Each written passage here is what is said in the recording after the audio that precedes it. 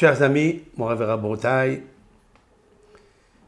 on raconte cette histoire, et elle est rapportée aussi dans le livre de Rabbi Eliezer Papo, Bet Tefila. C'est pour nous expliquer un petit peu que l'homme ne doit pas économiser toutes les bonnes volontés et intentions qui s'est plantées dans son subconscient pour les dire. Et elles marchent. Une personne, elle vient à Kippour, dans la synagogue, elle ne sait pas prier. Elle connaît uniquement les 22 lettres de l'alphabet. Et son âme est agouma, son âme est triste. Il dit, comment je vais passer toute une journée ici, dans le jeûne, lorsque je vois tout le monde en train de lire, en train de s'exalter, en train de prier, moi alors, comment je vais faire? Qu'est-ce qu'il a fait cet homme-là? Il a dit, de toute façon, Dieu va m'écouter. Il sait tout de moi. Alors je vais répéter toute la journée Aleph, Bet, Gimel, Dalet et Vav. L'alphabet. Il a eu donc cette force, cette volonté, cette pertinence de répéter l'alphabet toute la journée. C'est ce qu'il savait faire. C'est très intéressant d'apprendre l'alphabet. Et puis à la fin de l'année Ila, c'est-à-dire lorsqu'on clôture les prières, on va sonner le chauffard. Pendant la sonnerie du chauffard, il dit, Dieu, maintenant on va sonner le chauffard. Tu vas écouter notre cri. En même temps que le son du chauffard, il monte en haut. Écoute ma chanson. Prends les 22 lettres que j'ai fabriquées pendant toute la journée, que j'ai chuchotées, que j'ai récitées. Hache-les, mâche-les et fais-moi une belle phrase, une belle poésie et fais de ça un bénéfice pour le monde. Une bénédiction pour le monde.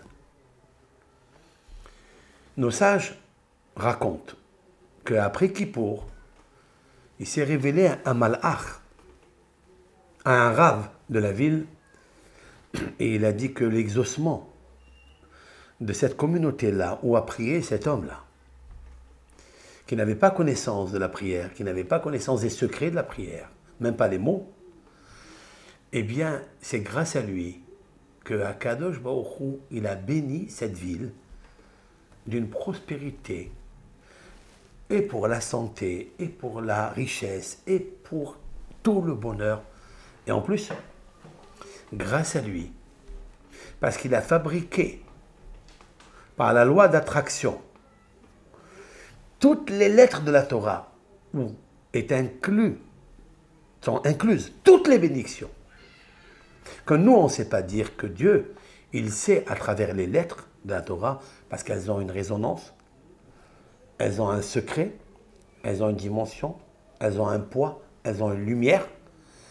Il a fabriqué avec toutes ces lettres-là tout ce que les êtres avaient besoin cette année-là, grâce à une personne. Qu'est-ce que j'apprends de là? J'apprends de là que quand on ne sait pas faire les prières, on ne sait pas quoi demander, il nous faut placer ici la chose. C'est dans notre âme. Si par exemple je réfléchis à Yosef, je parle de Yosef parce que c'est l'économie, c'est la richesse, c'est la beauté, c'est la santé. Yosef, c'est lui qui va nourrir. Yosef, c'est Amazon d'aujourd'hui. C'est le Birkat Amazon d'aujourd'hui. C'est le Yesod, c'est le fondement de la richesse qui nourrit la malchoute, la royauté, la terre d'ici, la terre d'en haut, pour qu'elle restitue, qui s'assemble, se ressemble. Et en fait, si je dis le nom de Yosef dans mon mental, sans le réciter dans ma bouche, est-ce qu'il est inscrit? Oui. Je me demande, mais je ne l'ai pas dit. J'ai juste pensé, je l'ai juste vu. Il s'est gravé dans mon mental. Comment est-ce possible? Si on veut enregistrer une vidéo, il faut parler. Une vidéo qui est vide et on pense qu'elle s'enregistre, qu'elle se remplisse, elle ne va pas se remplir. Pourquoi alors moi, Ben Israël, Bat Israël ou tout être humain, quand j'ai pensé quelque chose, elle s'enregistre, et comme si le nom de Yosef, il résonne en moi. D'où vient cette connexion? La réponse est le superconscient, Dieu. Dieu a planté une âme à l'intérieur de nous. C'est elle qui réfléchit, c'est elle qui vit, c'est elle qui prie. Si on prie avec cette âme-là, même si des fois tu dis rien du tout. D'ailleurs, la prière de la voix basse, la Hamida, juste avec ton cœur tu pries. Et comment ça s'enregistre en haut? Ça veut dire qu'on est en connexion avec celui qui l'a créé, celui que tu ne vois pas, celui qui est invisible. L'âme Neshama, elle est invisible à l'intérieur de toi. Juste tu penses. C'est ça qu'il a dit David Ameler. Adonai Tzilcha. Hachem Yudke Vavke. C'est le divin qui est en moi. C'est le génie qui est en moi. Sers-toi de ce génie-là. Même s'il ne parle pas. Juste il pense. À plus forte raison, si je parle, si je récite les lettres de l'alphabet, si je récite ma prière, instituée et restaurée par nos sages, où tout est dedans. Alors votre subconscient, il enregistre quand vous dites les mots. C'est ça, en fait, qu'il faut faire toujours. Combiner des lettres, et Dieu, il fait le reste. Et toutes les demandes, toutes les requêtes, elles s'accomplissent tôt ou tard. Seulement, je vous conseille de ne pas attendre, parce que Dieu est un mauvais payeur pour celui qui ne met pas toute l'âme maintenant, dans le moment présent.